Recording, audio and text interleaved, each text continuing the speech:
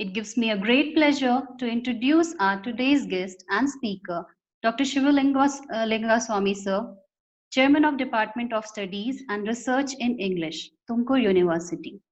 I'm profusely delighted while talking about his achievements. Dr. Shivalinga Swami was conferred the PhD degree for his work on explorations of existentialist philosophy in European and non-European fictions. He has participated in conferences, workshops, and refresher courses as a resource person. His publications range from literatures in English to literatures in Kannada. He has been contributing articles in current affairs to Kannada dailies like Praja Pragati, Prajavani, and Kannada Prabha. I'm glad to inform you all that Sir has produced 3 PhD scholars. The ongoing research work under his guidance has been on caste, religion, nationalism, gender, etc. So we feel really fortunate today to get a chance to be guided by you. Once again, on behalf of the management of Silicon City College, I welcome you to this session. Over to you, sir.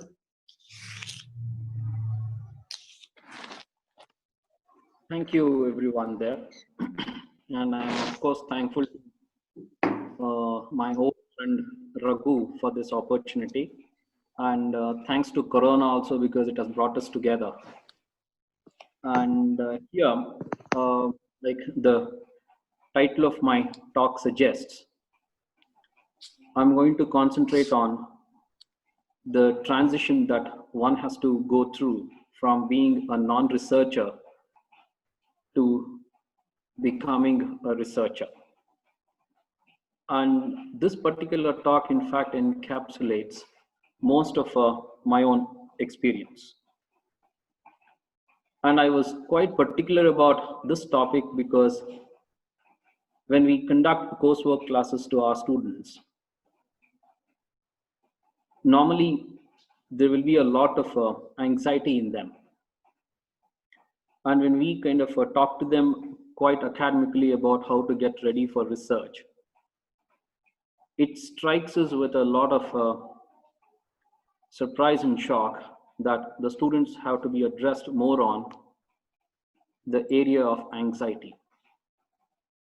Because it's not going to be quite an easy transition for people to simply become researchers soon after their PG studies. And there are many reasons which could be cultural, academic, and personal, which keep operating in the making up of one's mind. And the topic, becoming a researcher, is quite different from doing PhD. Meaning, doing PhD is something where you can definitely do your PhD like how you do your PG studies. But I'm trying to concentrate upon the word researcher. And from my own experience, I acquired my PhD degree way back in 2007.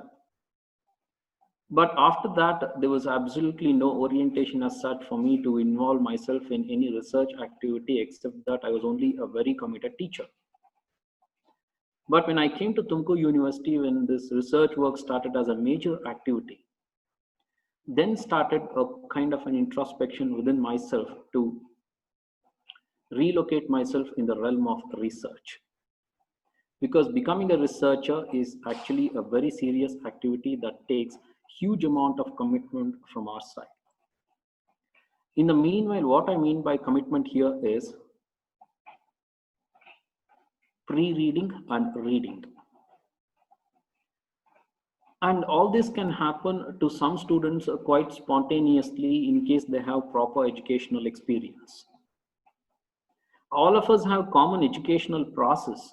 What I mean by educational process here is you get admitted to some school, you get your promotions, and later you do your degrees, you get your marks cards, and later you'll also get into some PG. All this is called process.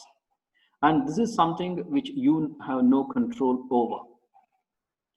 I'm trying to focus upon something called educational experience. Our educational experience is dominated by our baggages.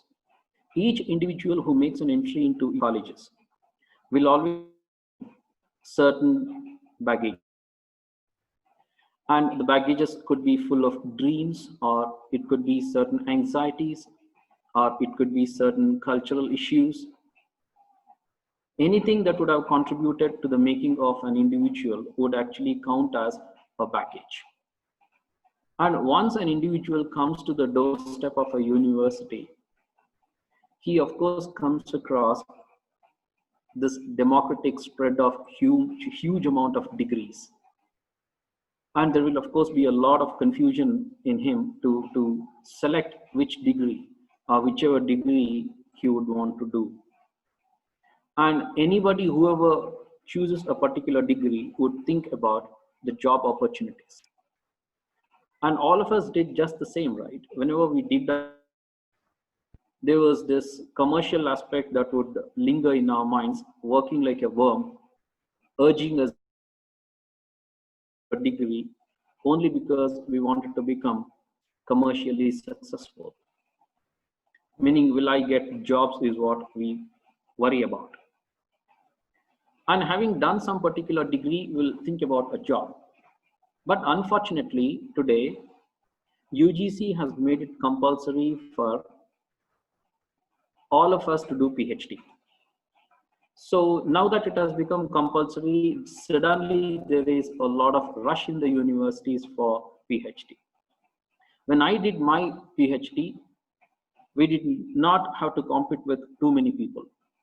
I was quite fortunate to simply get a seat almost effortlessly. It was like a cakewalk for me. Of course, the experience of PhD was not a cakewalk, but getting the seat was a cakewalk. But later on, once I got into this area of research, I was struck by a lot of anxieties, because there is going to be a huge amount of difference between your PG studies and PhD. When you get into MEA classes, there is a precise destination for you. You have a syllabus, you have a calendar of events, and there is a timetable. Everything will definitely go accordingly. But when it comes to PhD, you don't really have anybody to give you a clear-cut idea about what you have to do, because you will become a syllabus setter yourself for what you want to do, because PhD is purely a subjective work. It is your personal thing. So when you get into this area of research, one very important common question anybody would ask you is, what is your area of interest? So in order to be in a position of comfort to answer this question, you need to beat something called naivety. You need to beat something called anxiety, because these aspects will definitely become evils if you don't beat them right in the beginning, because the process of PhD, the journey of PhD is not a smooth one, and it's not going to be an enjoyable one if you don't beat anxiety. So keeping all that in mind, I in fact took up this particular topic because it is very essential for all PhD aspirants in the beginning. And one of the things that we have to worry about here in Indian setup is, when students make an entry into colleges, unfortunate it is that most of them will still be at remedial level. And if you have observed in your own classrooms, students will of course be struggling with certain language aspects as well. When I walked into my own MA class, there was of course this experience that I had to encounter. There was one set of students who were quite comfortable with English language, and we actually had come from Tumkur, and I was not uncomfortable with English language, but the problem that I had with the language was there was not much of spontaneity. And the others, in fact, would speak English like their mother tongue. And they would also use the Queen's accent, and they had absolutely no issues whatsoever about English. And having to compete with these guys, in fact, would create a lot of incompetence in you, which did not previously exist before you walked into the university. So incompetence could definitely build up within you despite your good marks in BA. And this happens only because we actually will carry with us something called educational experience. And if your educational experience has been a very fruitful one, a very productive one, then you could definitely enjoy your further studies as well, what we call higher education.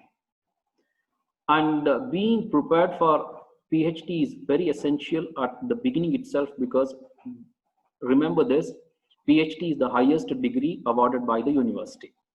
And to be awarded this highest degree by any university, it is important that we prove ourselves to be worthy of it. All of us will be eligible for it. And what do you mean by eligibility here? Eligibility is normally determined by your marks in PG.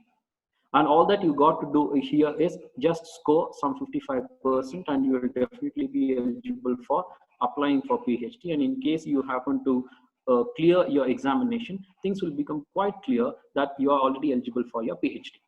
But what is important here is, am I worthy enough for this PhD? And this question has to be answered quite committedly. I'm eligible for PhD, all right. I was eligible for PG studies as well, but now that I've walked into this area of research, am I really worthy for it? And this question cannot be answered quite authentically unless you are prepared for it. And preparation actually takes a few things here, which I'm going to focus on in the course of my talk. When I had my first word with my PhD guide, she asked me like what I was interested in. So having spent 2 years in Bangalore University and having to face this question should of course be quite okay for me, because it's a very simple question, like what are you interested in? What do you want to work on? And I did not know whether I have to mention some particular paper which was part of her own research area, or if I have to be quite honest in mentioning something which is my interest area. But fortunately, I managed to give her some answer, but it was not very convincing. But some answer was given. Then came a barrage of questions. What do you want to do? Why do you want to do PhD? Are you prepared for it? Will you be able to complete it? So, will you be able to complete it? And that was a very surprising question for me, and I had to ask her a question instead of answering her questions. My question was, meaning, did you really have experience with candidates who actually walked out of PhD? She said she had close to half a dozen candidates who had walked out of PhD because they could not cope with the pressures of PhD. And that was a shocker for me. What do you mean by pressures of PhD? You have close to 5 years before you, and can't you do your PhD? So even though you have 5 years time to do your PhD, it's not going to be quite an easy experience, because giving a talk could be easy for me, but having to write the same talk, in case Raghu Kumar tomorrow calls me and asks me to write out whatever I spoke now, then it's going to be quite a different experience for me. So when you do your PhD, you are writing your thesis for an audience. And yesterday, Professor Yoganand mentioned that when you claim that you are doing your PhD, you are actually claiming to add to the existing body of knowledge.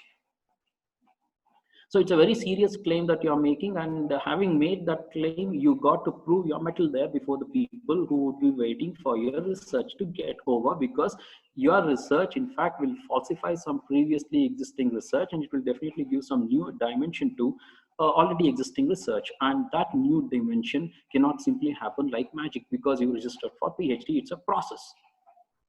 It's a daunting process. And most of the PhD candidates don't seem to take it seriously, only because they have not been told that. Most students who take up PhD actually take it pretty lightly because they are not accountable for anybody. This is a major problem. When you walk into your PG class, you have a person who comes to your class to take classes for you, and he will take attendance, and you got to mark your attendance every day, and 75% attendance is a must. But when it is PhD, nobody asks you for your physical presence unless you are a regular student for PhD. In case you are a part-timer, then there is absolutely no need to be accountable for anybody, and that is what actually leads to a lot of procrastination. You keep postponing. You'll never do your work.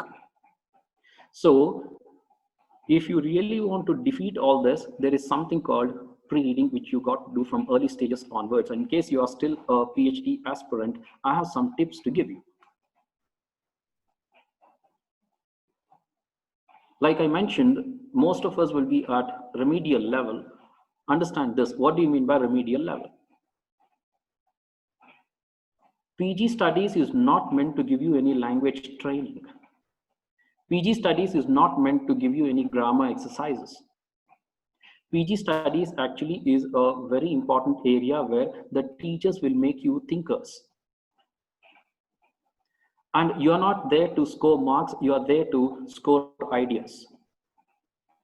And if we understand this, then things will become pretty easy for us. But most of us will walk into PG classes only with the obsession for marks. All of us have been taught just that. If you just go back on your previous experience in education, even your parents said the same thing, and there was comparison between you and others in terms of marks, and you actually are supposed to be a good student if you scored well. But now, having scored well, suddenly PG studies will become a daunting task for you, almost insurmountable, because there is a different demand here.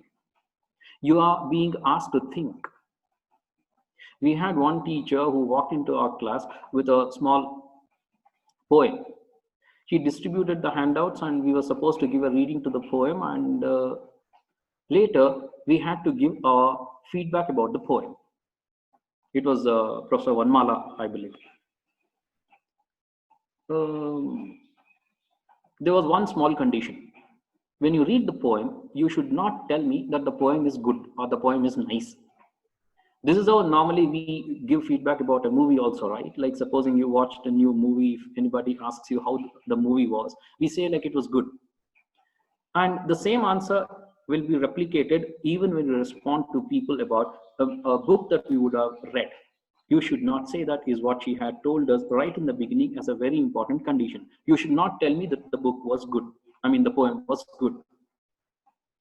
Okay, fine. What else should we say then? So try to think more than that. You have to say something about the poem. So having to say anything about a poem, there is something called preparedness that is demanded of all of us if we want to really count as higher education students. If I should be in a position to give some feedback about a poem, what is it that I am being expected, to do?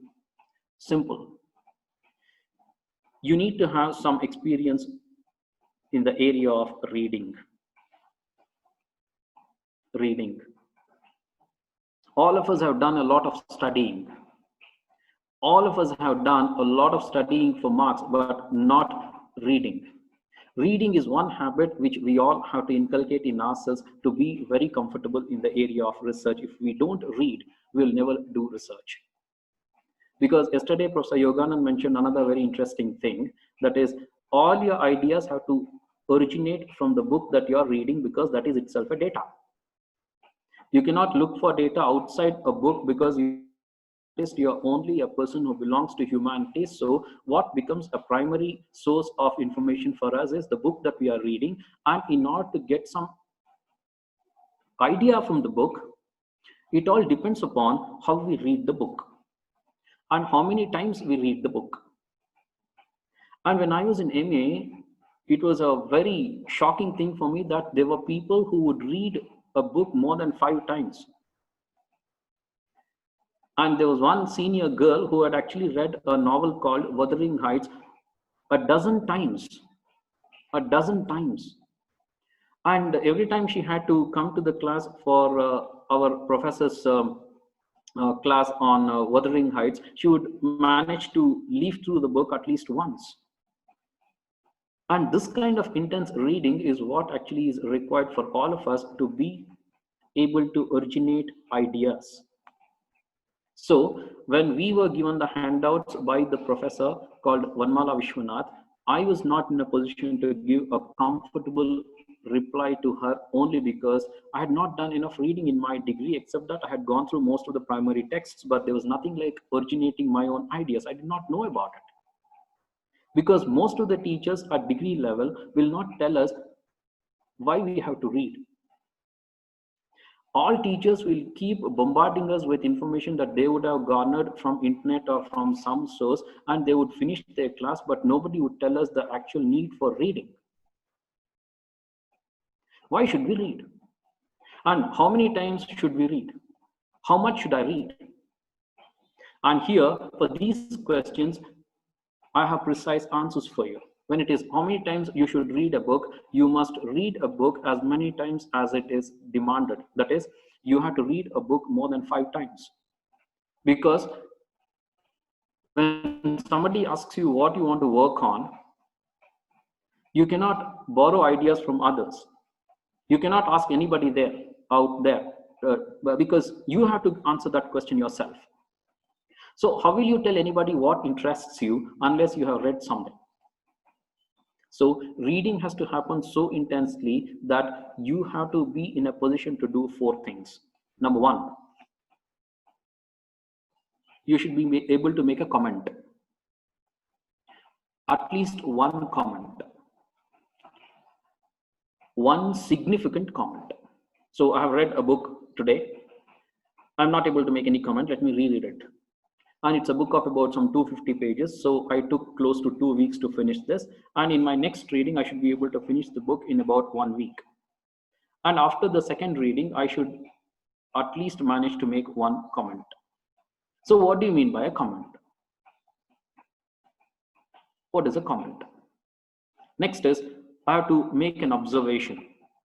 And what is the difference between a comment and an observation? Next is, I should ask a question.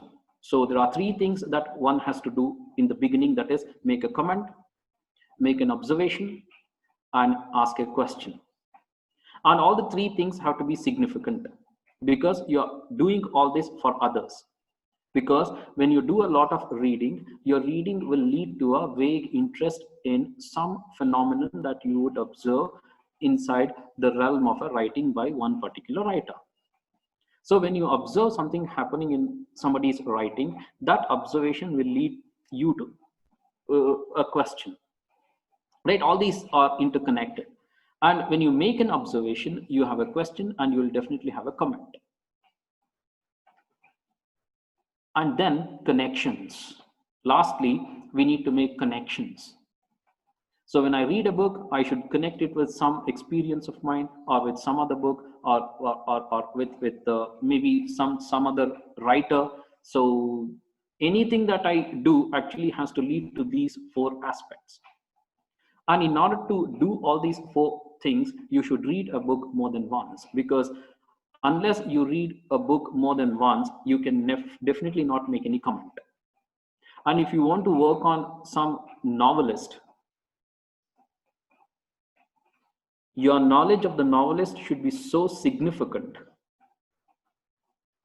that even if I wake you up in your dream, you should be able to say 1 or 2 things about the novelist. It's like this. If you are a cricket enthusiast,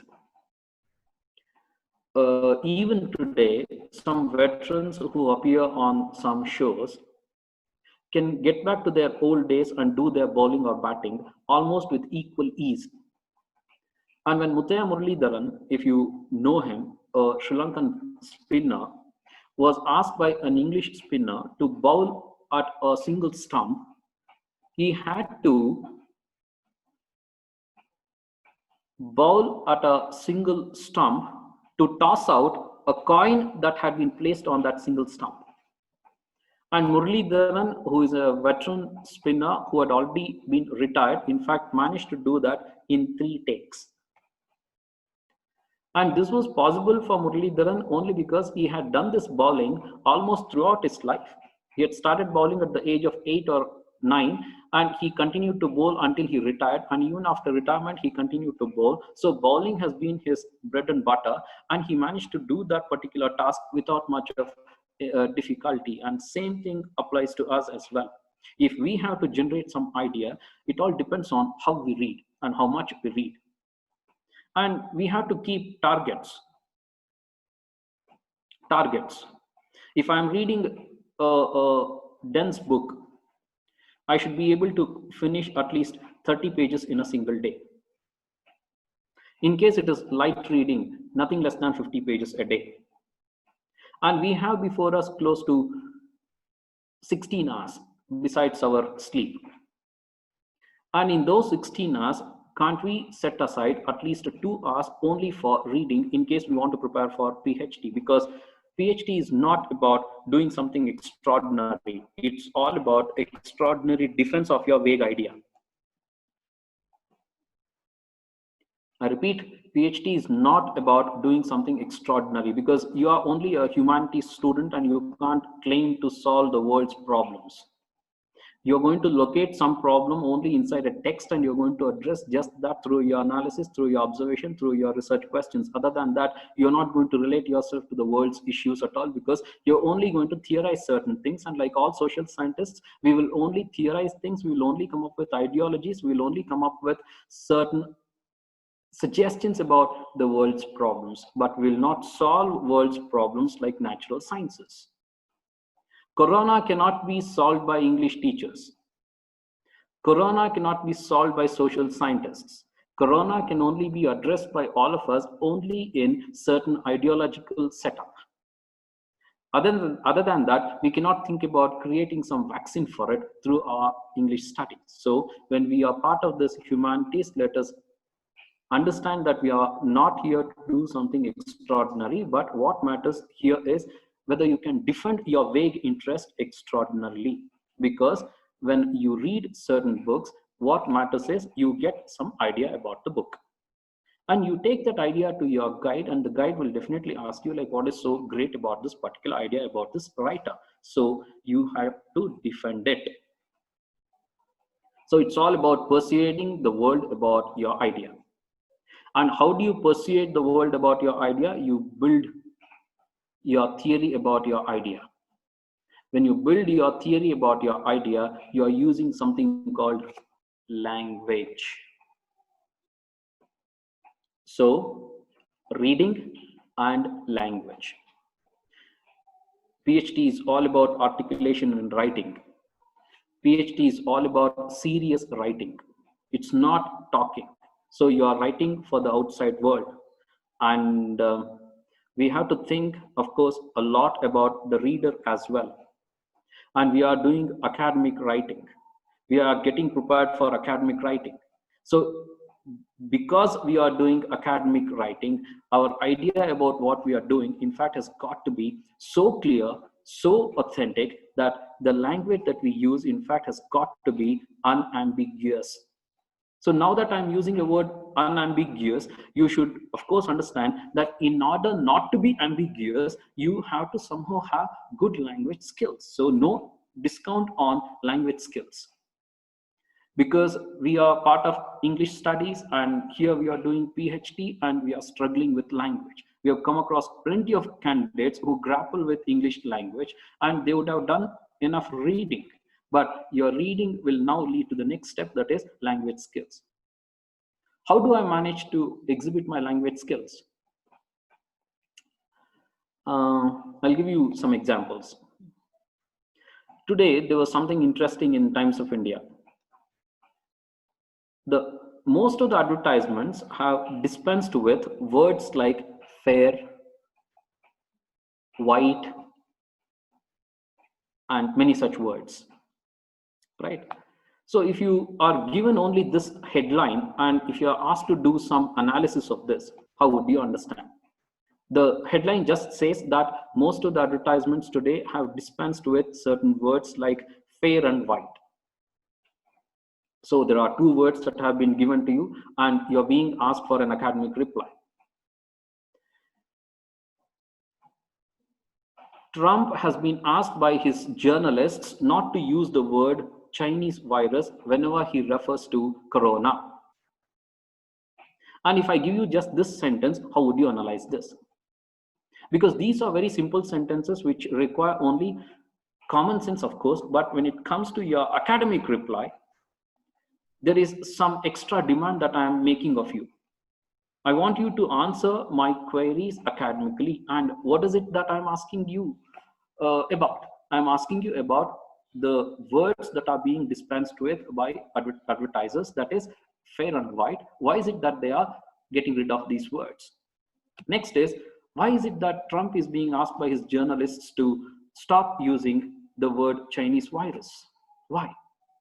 So your answer, in fact, has got to now work on some keywords, and the keywords here are fair and white. And fair and white, in fact, have got to be understood in ideological setup.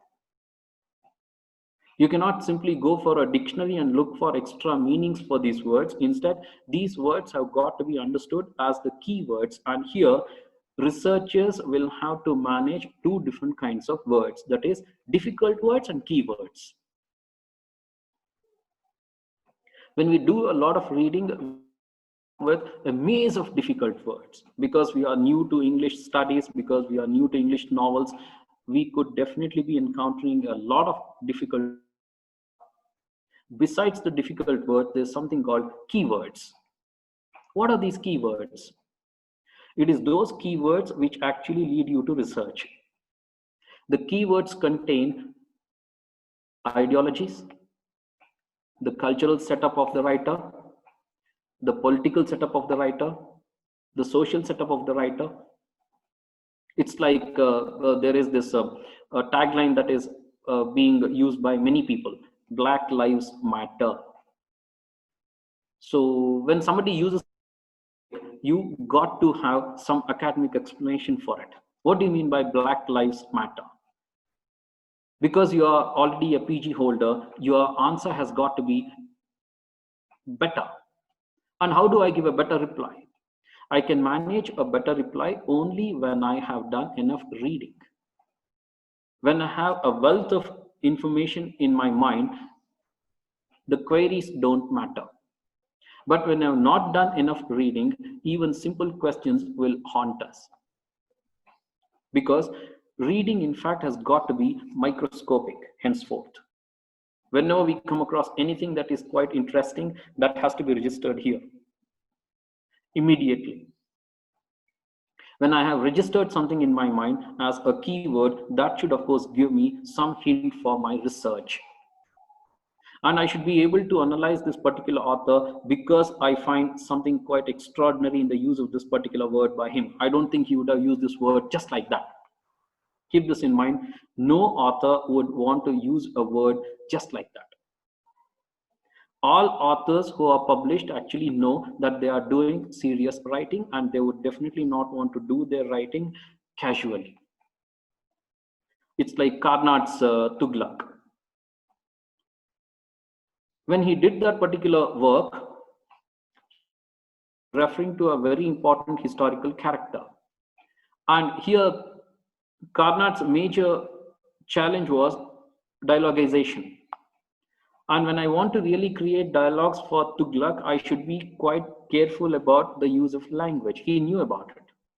So when the author has done such serious work about Tughlaq, when we read, then there's something called the author being completely detached from the text, and now the text is being owned by the reader. So we are the owners of the texts.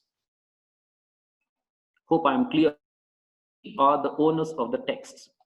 And anything that we do with regard to this particular text, in fact, will have to be done keeping the readers in mind.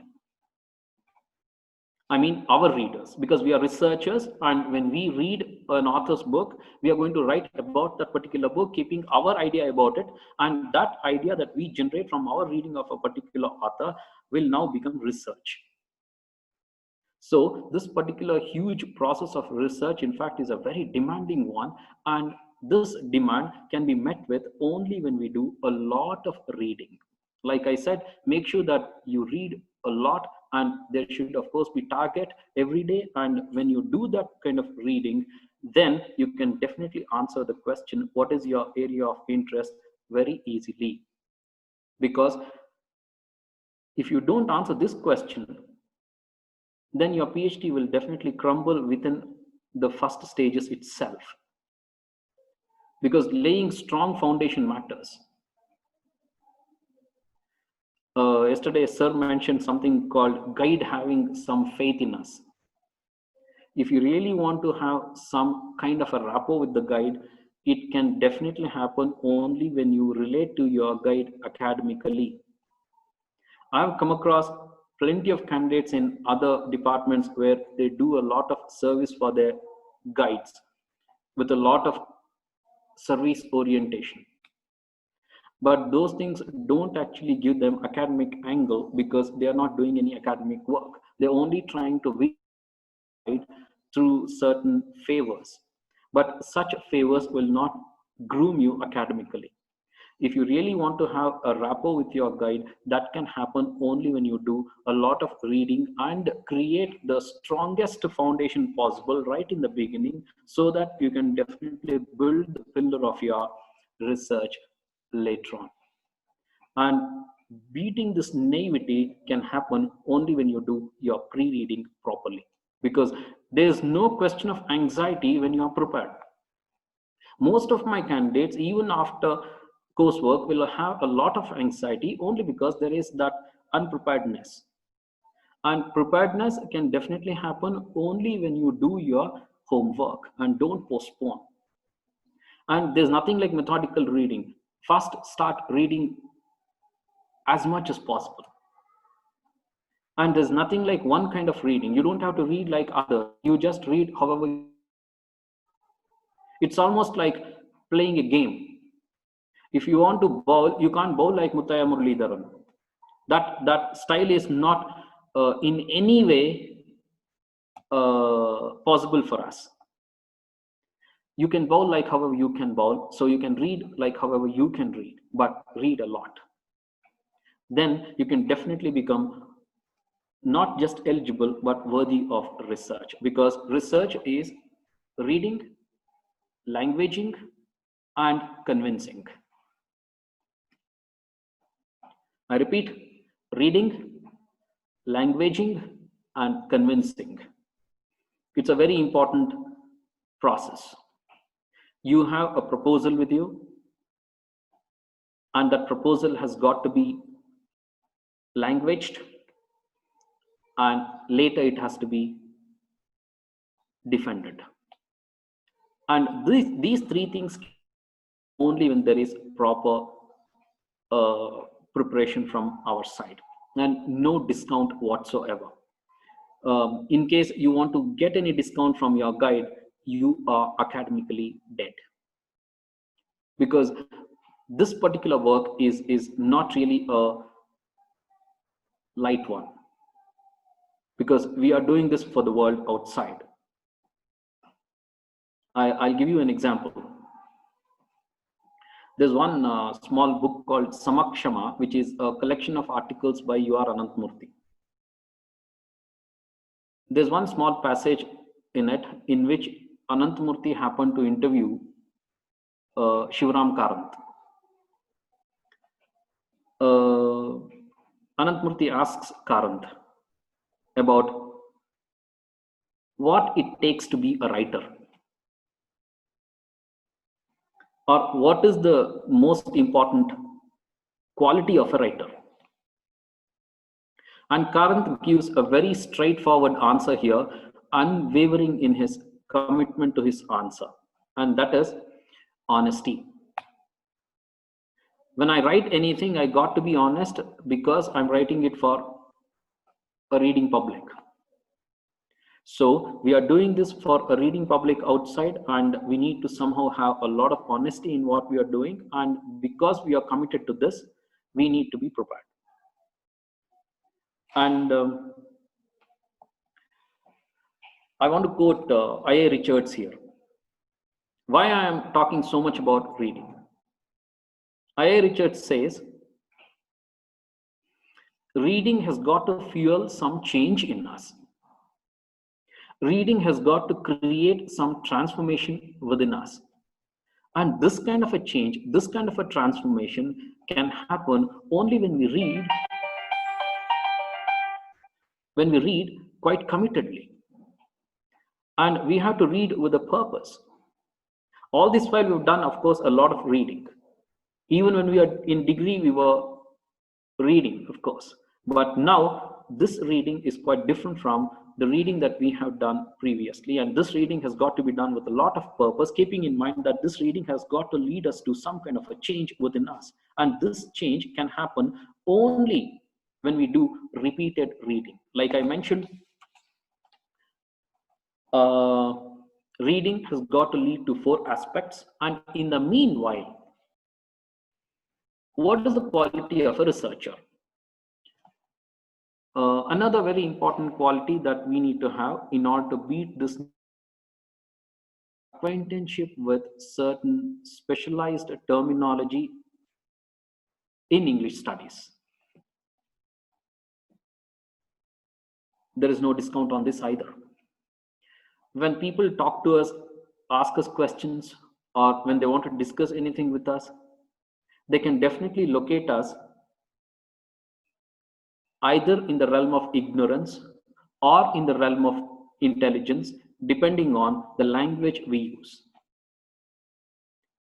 And academic language has got to, of course, have certain terminology within its realm. I repeat, when you talk academically, you got to talk, of course, with the use of certain technical terminology. And our acquaintanceship with technical terminology depends on how many times we would have come across those words.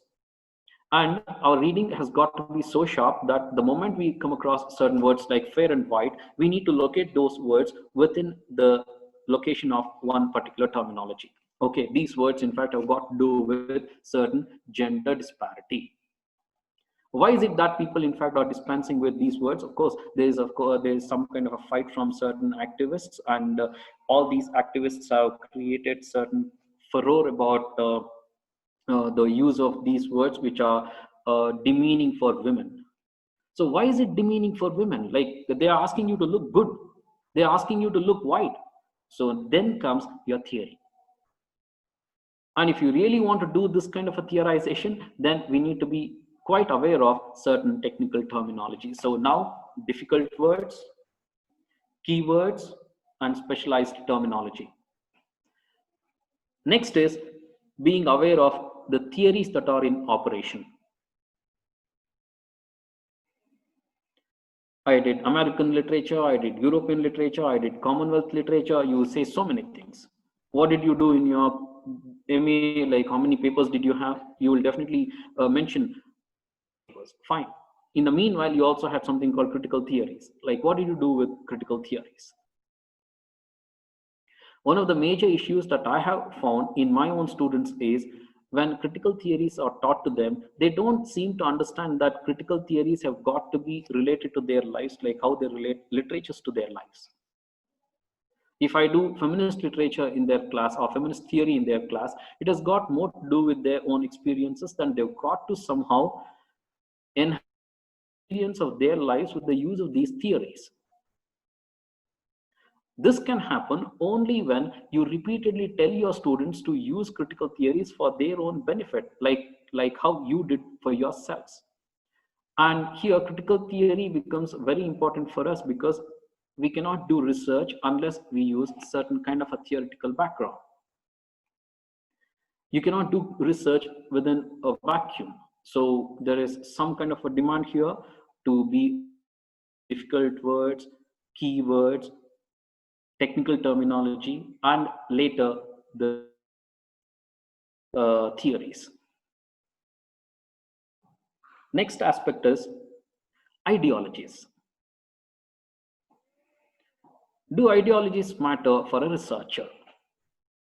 If ideologies matter for a researcher, is it okay in case I stick to some kind of an ideology which is pretty much in opposition to the government that is in power?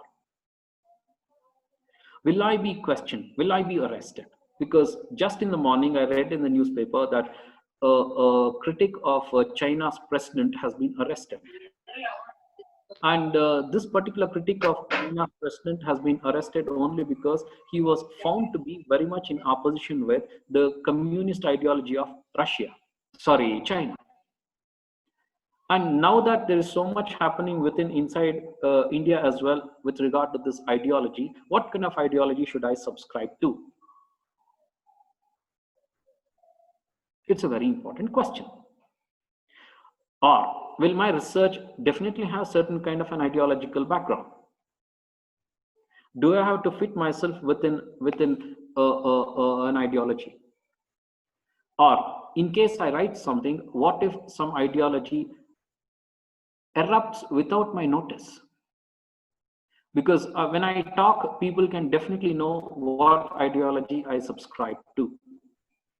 When you talk, people can definitely know what kind of ideology you subscribe to. It all depends on what kind of posts that you forward on social media, what kind of posts that you respond to on social media. There are so many things that actually become sources for people to know about you. I am prepared for doing research, all right, but the last question, in fact, is quite haunting me, because should I definitely have some kind of an ideology within my mind? You don't really have to worry about being politically correct here. You can surely go ahead and do your write-up like how your ideology urges you on. But what matters is how you defend it. PhD gives you a lot of autonomy. There is absolutely no stopping you to write those 200 pages. You can definitely write anything that you want. But what matters is how you defend it, because we are going to take this up in the next few classes. But I'm only trying to give you a certain amount of introduction right here in the first talk, so that you can relate to me in the next class about how to build this argumentation within the realm of ideology. But now that I'm talking to you only about how to defeat this area of naivety, I'm only trying to get you ready for PhD by giving you tips. And the last tip here is ideology, like I mentioned. Keep this in mind. You can definitely stick to any kind of ideology. There is absolutely no interference with regard to that, even from your guide. But what matters is how you convince your guide. How you convince your guide. Simple. You can say there is no caste system in India. He will become surprised, because we've always worked only on the idea that there has been, of course, this caste system, and it is caste system which happens to be the idea of India's identity. And now that you come up with this revolutionary idea of overhauling our own understanding of India by saying that there is no caste system in India, you can definitely write a thesis on that, but it all depends on how you defend it. So to defend your statement, you need language. You need to somehow strengthen your language skills to defend yourself properly. It's almost like a lawyer's work, you know. Justice is not what matters. It all depends on how you defend your case. Law is all about the use of language. It all depends on how you interpret things. Same thing holds good even for your research. You can definitely do a lot of interpretation only when you have a lot of hold over your language. In case your language falters, your idea, however good it is, will falter.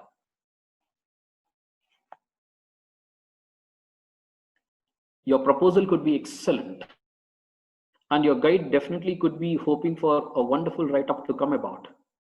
But if your argumentation is quite weak,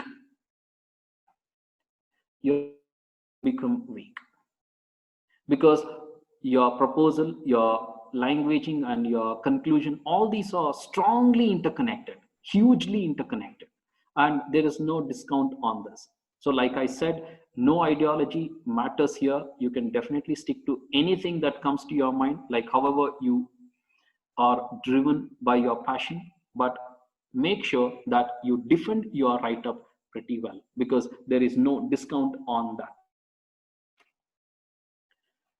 And a work that you want to work on for your PhD will always be the handiwork of an author who will definitely have his own cultural makeup and political makeup. So for a researcher, two things do matter. That is reading the text and reading around the text. I repeat, you have to, of course, read the text a lot of times, but in addition to that, you have to do another reading around the text. Yesterday, sir mentioned about Edward Said. So your question should be now to locate Said in some particular discipline, like where does he matter? In case I want to really bring in Said, is it possible if I'm working on feminism? So it all depends on how you're going to connect Said with the area that you're working on. So what matters here is when an author does his writing, he will of course be driven by his cultural makeup, his social makeup, his political makeup. And when you have an author like Coetzee of Africa, immediately you have to do an extra bit of reading, that is reading around the text. Like what kind of a writer could come out of a place like Africa? If you have an Australian writer like David Malouf, you should do extra bit of reading around the text, that is what kind of a writer could come out of a place like Australia and what could be his obsession. And if it is an Indian writer, especially in the recent times, what could be his obsessions? Because the moment you take up a writer, you have to understand the time in which he wrote. And the time in which he wrote, of course, will definitely have history there, politics there, and culture there. So literature comes with an amalgam of history, politics, and culture. And all these things have got to be identified by us. And depending on how we identify these things, we can build our thesis. So I stop here,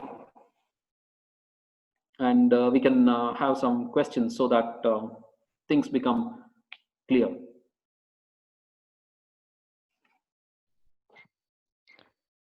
I request all the participants raise your hands for any question. Professor Swami, this is Raghu. Yeah, icebreaker. No, Yeah. like I need to first of all congratulate you. It was a very interesting and a fruitful talk. Actually, you pricked the conscience of a research scholar. The preparation. Actually, all these questions you have faced from your guide, we have faced from our guide. Okay. Now I recollect all those things. That was a wonderful journey through our career. Correct. You made a very good comment on the necessity to read. I have a general question. Both you and Professor Yoganand Rao, who can participate and answer. The recent trend is that we observe in both in UG and PG students, the reading habit such is going down. Like they want some quick solution. They'll quickly ask for notes, references, summaries. So how do we overcome this as teachers and guides, scholars? I'll give you a simple task. Okay. Do this as an experiment today. If you are on Facebook, you post your selfie on Facebook, and you post your snippets that you sent me. Okay, your poems on Facebook. Just check out how many likes you get for your selfie. The problem that we have today with our students is visuals have a lot of impact over them, and they respond more to the visuals. And in case you expect them to respond to certain write-ups, they have to be light for them. It should be like they have to be able to grasp what you have written almost in about less than 3 seconds. It's almost like a HR director going through your resumes. He will not give you more than 10 seconds for your resume, and within those 10 seconds your resume has got to create an impact. Likewise, your write-up has got to create immediate impact upon the readers today. So thanks to the technology and thanks to all the social media, unfortunately our students have lost that reading habit because they don't seem to sit before a book for more than 10 seconds. And this is something which is a challenge that the whole world would be facing. And whatever I said in the course of my talk would actually go very much in opposition to the actual trend that is in existence today. Yes. Visuals matter to them. Gurugala? Insofar as people not reading, I don't believe that this is a phenomena of the present day. I remember in my own PG class, there were lots of them who didn't read the novels that were prescribed, not a single novel. And of course, they read what is called as the secondary material. I am putting it in a very respectable, calling it secondary material, and they managed to get fairly good marks. Yeah. So to say that it's the present day generation that doesn't read, I don't think that would be very, very accurate. That is one. Second, when the entire world is moving towards the visual, the image, the digitization, etc., why blame them? Now, you see, if you take a look at the kind of critical theories that were produced in West, in America, in the last quarter of 20th century, much of that, why do you think that Roland Barthes became very, very interested in semiotics? Why is it that semiotics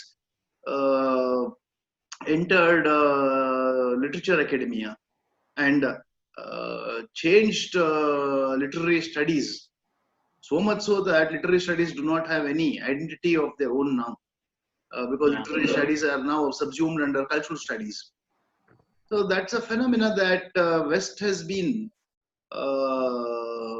going through, and it probably is coming to India too. But then I don't think it is so very wrong, so very problematic, because ultimately, why do you have to read? You have to read because you need information, right? Now, if you can get the information from some other medium, what's wrong with that? I mean, what's wrong with? Though, of course, I'm aware of one of the poems that Vachanas that Basavana wrote, in which he says, "Andakana madaya tande." I don't know how many of you can understand Kannada. For such of them who cannot understand Kannada, there is this poet, saint poet devotee, who requests God to blind him. And the next thing that he asks is to God is to cripple him. Next thing that I think blind him, then make him deaf, and then cripple him. Now, this is much against what any ordinary person would, require of God. Because the moment we go to a temple or sit before God, it is possible that we may not ask for all the wealth in the world. It is possible. I mean, most of the times that is what we keep asking God. But let us assume that we don't ask God to give us wealth. But we certainly will ask God to give us health at least. Right? But then here you have our Basavana saying, blind me, Father. Which means the visuals have a very, very strong distracting effect. That is what I think Basavana was trying to say. For a devotee, that distraction that happens through his or her eye, that is death to a devotee, as a devotee. So there are two things to consider here. The first thing is it really wrong if our students get information from some other medium? Is it really wrong as long as they're getting the information? Right. Another thing is the problem with extreme digitization is that it will become subject to ideological control. That is what is happening. This is what has been happening. You spoke about ideology. Ideological control is happening through images. Otherwise, Roland Barthes or Baudrillard, they wouldn't have been so very bothered with the proliferation of the visual, the image Yeah. in the West. So in a way, it is not very wrong as long as our students are getting the information that they want and Yeah. the source or the medium is different. Yeah. But the problem with that is it leads to a lot of distractions. Hmm. That I think is a bigger problem with our students. See, we are dealing with different kinds of students now, meaning the kind of students that you have and the kind of luxury that you have in your university is something that is lacking in most of the state universities, because these guys actually cannot in any way respond to the visuals in writing, because they might definitely generate ideas about the visuals, and they could definitely be significant ideas as well. But what matters here in research, like is being able to later articulate what they managed to gather from the visual. And in order to be able to do anything with regard to writing after gathering idea from some visual, they need to have something called preparedness for it. And your students can definitely manage to theorize only because they have something called the language skills. And here I am dealing with certain students who need to beat their remedial stages, and that can happen only when they do a lot of reading, because like I said, they need to be rich in their vocabulary, they need to be rich in their terminology, and even the jargon that they have to use. Because if they are doing some work in the area of feminist studies or even queer theories, they need to know what kind of words matter.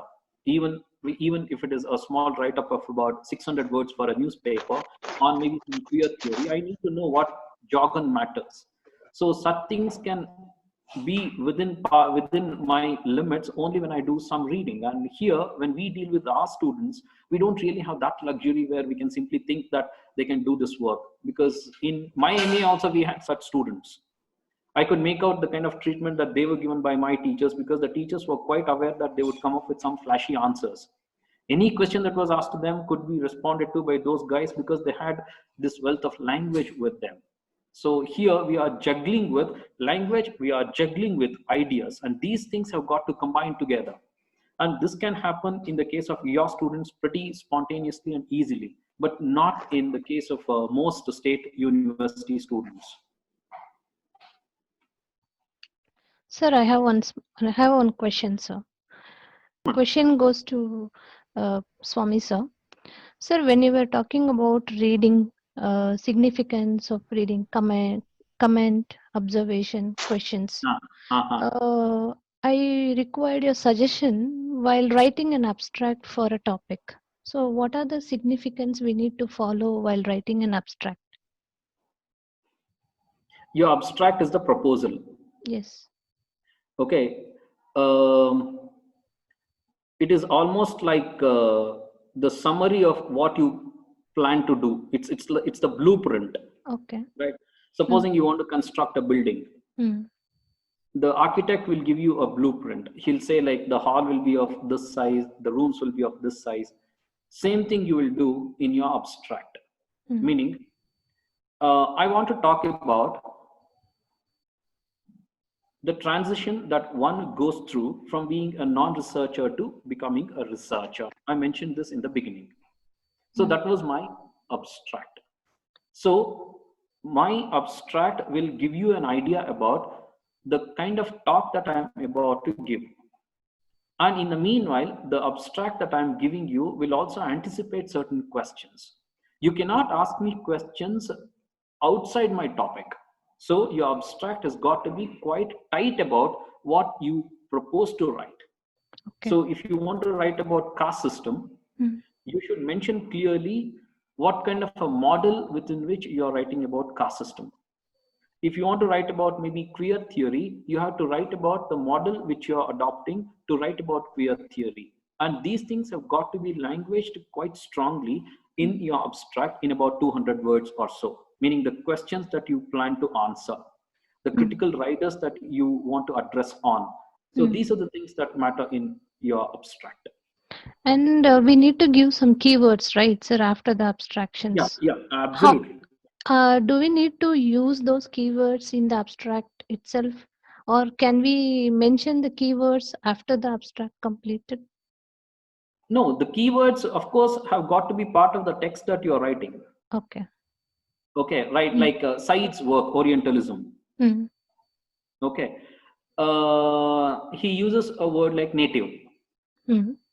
Okay, so native becomes a major keyword in Said's work. Okay. What he is trying to do here by giving native as a keyword is he wants you to understand that native has to be understood as the original settler in a particular place. We all have used this particular word native even when we were in school. Like, where did you go, Archana, in your summer vacation? You would say, like, I went to my native place. Yes, yes. But when Said uses the word native, the meaning suddenly becomes more dense and slightly different from how you had understood it. So the keyword in fact will hold key to understanding your write-up. Okay. No, I would like to add to what Shivu is saying. Most abstracts require keywords for the simple reason that it will facilitate digital search. For example, if you are using Google, you see, using Google in itself is an art, especially from a researcher's point of view. Just because you have Google with you, I don't think everyone knows. Most of them know how to use it. What's very important is you must be able to type in or key in the most significant words.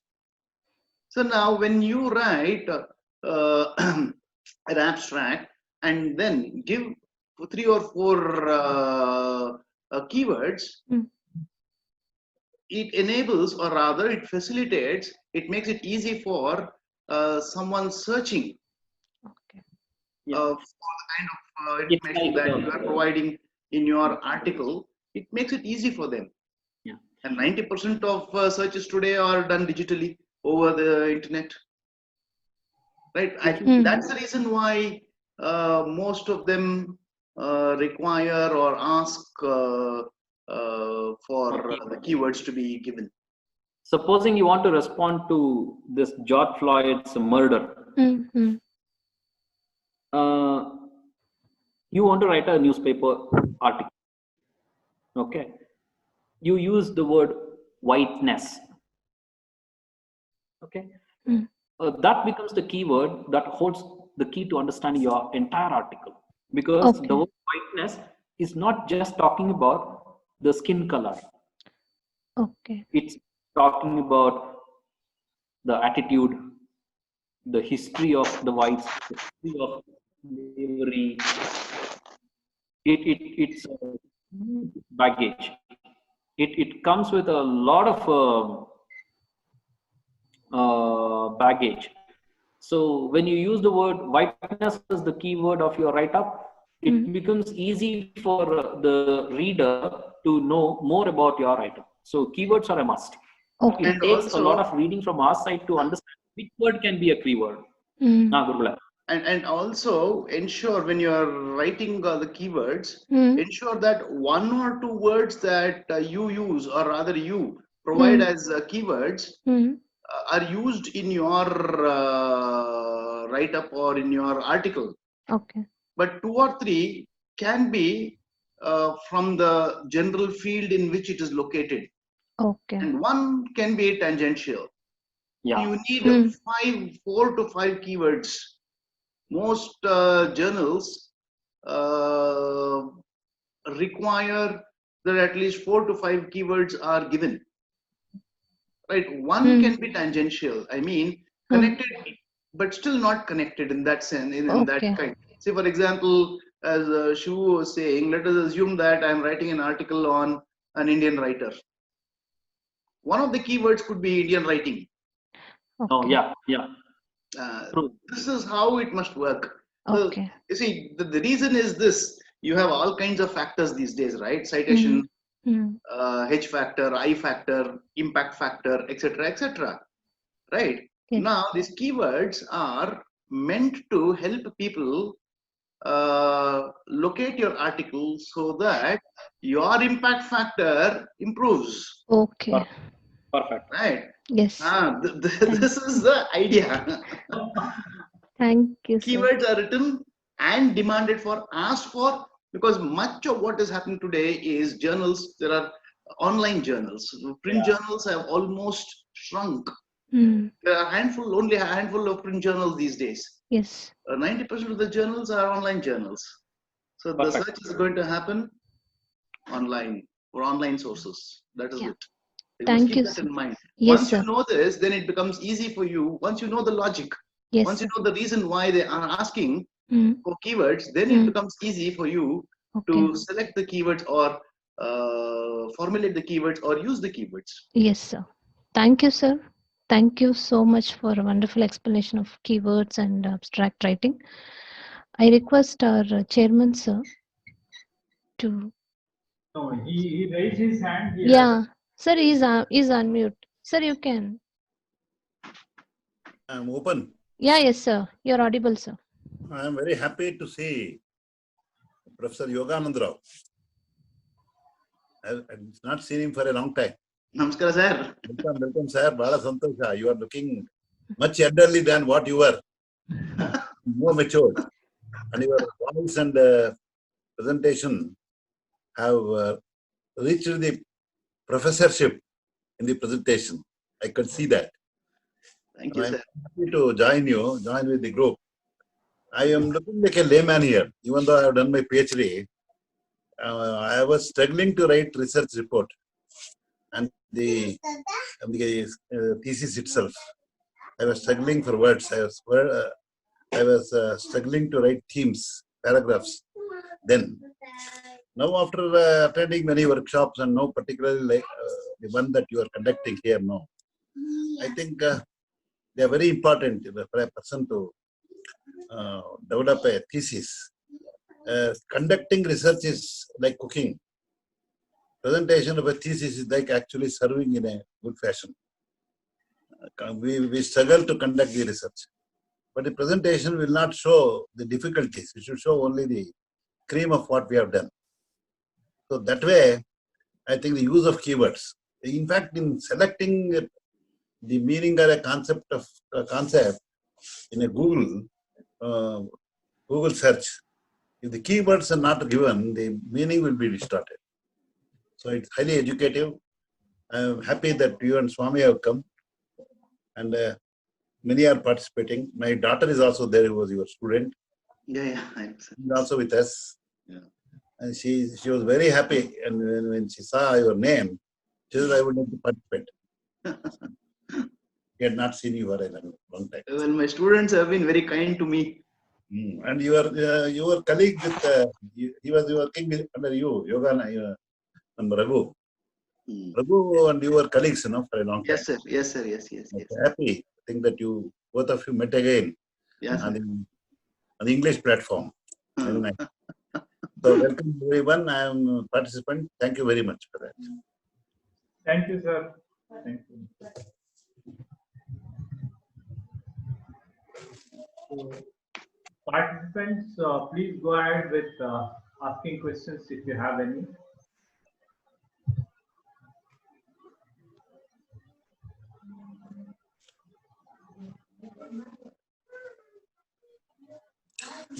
Raghu, please tell me Yes, whether sir. the participants are conducting researches or they are learning to begin. What is the nature of participants? Ibru idare. Yeah, it's a heterogeneous crowd, sir. Like there are researchers, Very nice. two of them have completed PhD, and there are also some final year students. MA students. Are you giving them some case studies as printout later after the program?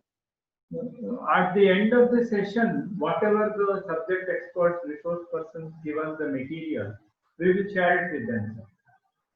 Yeah. The basic materials will be shared. Sure. Very nice. ಸ್ವಾಮಿಯವರಿಗೂ ನಮಸ್ಕಾರ. ನಮಸ್ಕಾರ sir. ನಮಸ್ಕಾರ. Any more questions from the participants? Kusma madam, yesterday you had a wonderful question for Dr. Yoganand Rao.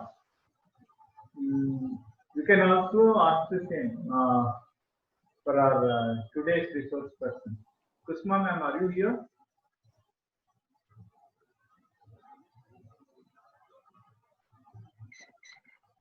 Kusma ma'am, have unmuted you.